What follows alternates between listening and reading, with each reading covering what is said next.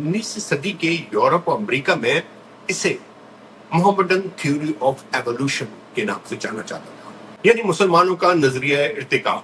Darwin से सदियों पहले मुसलमान स्कूलों में आम पढ़ाया जाता था। जानवरों के दरमियान बका की जंग, स्ट्रगल ऑफ एग्जिस्टेंस। लग नहीं रहा कि अल जाज़िफ सर्वाइवल ऑफ द फिटेस्ट की बात कर रहे हैं।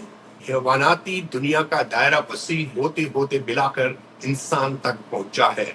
लेकिन यहाँ एक बहुत बड़ा फर्क है जिसे समझना जरूरी है।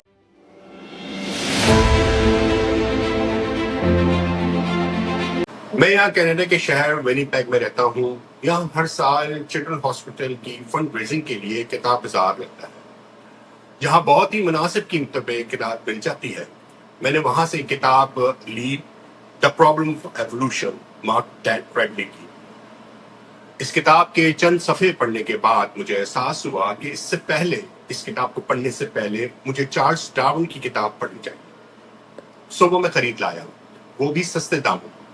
अब इस किताब को मैं शुरू कर रहा था तो सोचा कि देखें कि क्या डार्विन से पहले पर भी इस एवोल्यूशन के ऊपर कोई काम हुआ है या नहीं।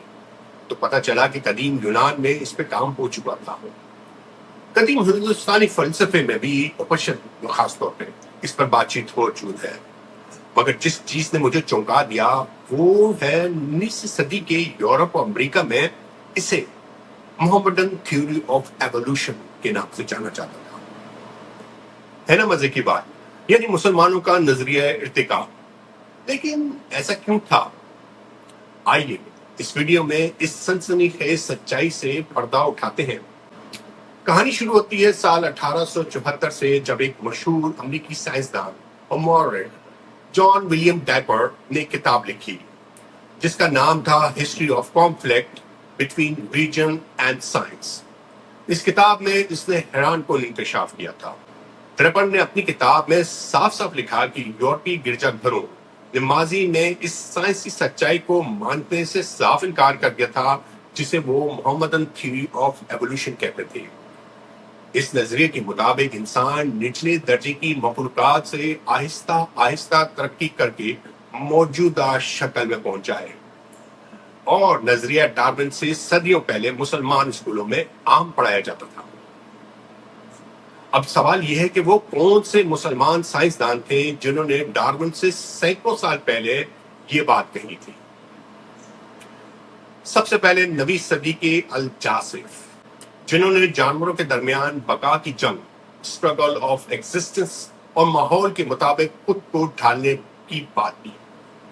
उनका कहना था कि जानवर बका की जंग लड़ते हैं खुराक के लिए, दूसरे जानवरों का नवाला बनने से बचने के लिए और अपनी नस्ल बढ़ाने के लिए।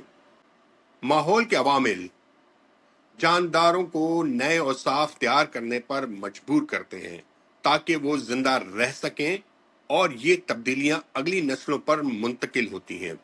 लग नहीं रहा कि अल जाज़िफ सर्वाइवल ऑफ द फिटेस्ट की बात कर रहे हैं। इनके बाद 10वीं सदी में इब्न मस्कुया की बारी आती है, जिन्होंने जमादात यानी मट्टी पत्थर से नबातात और फिर हैवानात और फिर इंसान तक के इर्तिकाई सफर की वजाहत की। वो कहते हैं कि नबातात यानी कि पौधों का आखिरी दर्जा हैवानात के पहले दर्जे से जुड़ा हुआ है। हैवानाती दुनिया का इर्तिका जमीन पर रेंगने वाले कीड़ों से शुरू हुआ और बंदरों यानी एप्स तक पहुंचा। जब हैवानात का ये निजाम अपने उरूज को पहुंचा तो यहां से इंसानियत की इब्तिदा हुई, जो अकल और शऊर की वजह से मुमताज है। ऐसी कोई बात डार्विन ने भी तो अपनी किताब में कही है ना।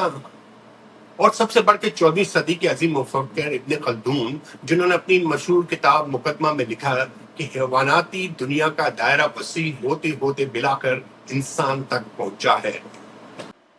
फिर इस मखलूकात की दुनिया पर नजर डालें। ये पौधों से शुरू हुई और एक खूबसूरत बतदरीज तरतीब के साथ जानवरों तक पहुंची।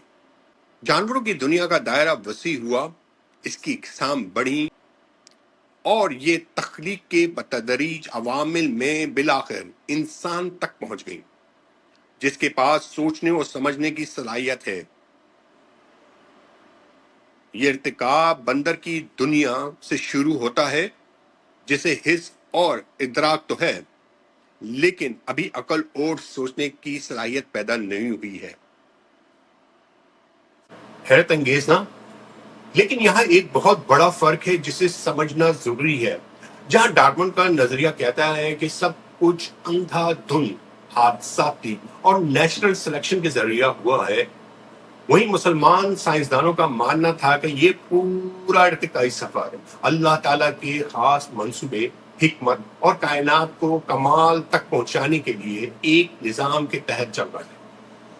تو دوستو، تاریخ کا یہ سچ جان کر آپ کو کیسا لگا؟ کیا یورپ نے مسلمانوں کی سیاسی تحقیق کو اپنے نام کر لیا ہے؟ کمنٹس میں اپنی رائے ضرور دیجیے گا۔ اس ویڈیو کو لائک اور شیئر کریں، اور مزید معلوماتی ویڈیوز کے لیے ہمارے چینل کو سبسکرائب کرنا نہ بھولیں۔ اگلی ویڈیو میں ملتے ہیں۔ اللہ حافظ۔